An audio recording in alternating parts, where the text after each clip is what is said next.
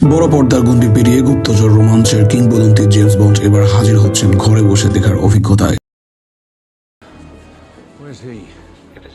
সময়ের সঙ্গে সঙ্গে বদলে যাওয়া চরিত্র, অ্যাকশন আর স্টাইলকে একসঙ্গে উপভোগ করার সুযোগ এনে দিচ্ছে নেটফ্লিক্স।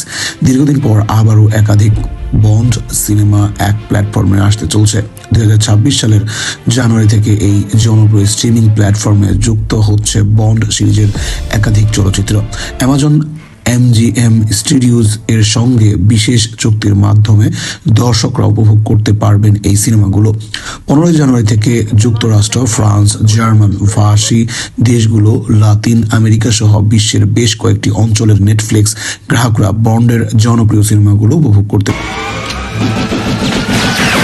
সেই তালিকায় রয়েছে সর্বশেষ film no time no die, এছাড়াও die another day, quantum of solace ও স্কাইফল। তবে এই সিনেমাগুলো নেটফ্লিক্সে থাকবে মাত্র 3 মাস। শুধু জেমস বন্ড নয়, অ্যামাজনের মালিকানাধীন আরও কিছু জনপ্রিয় ফ্র্যাঞ্চাইজির সিনেমাও নেটফ্লিক্সে যুক্ত হচ্ছে। এর মধ্যে রকি ও ক্রিড সিরিজের নির্বাচিত চলচ্চিত্র এবং বহু জনপ্রিয় লিগেলি বন্ড ফ্র্যাঞ্চাইজির সিনেমাগুলো।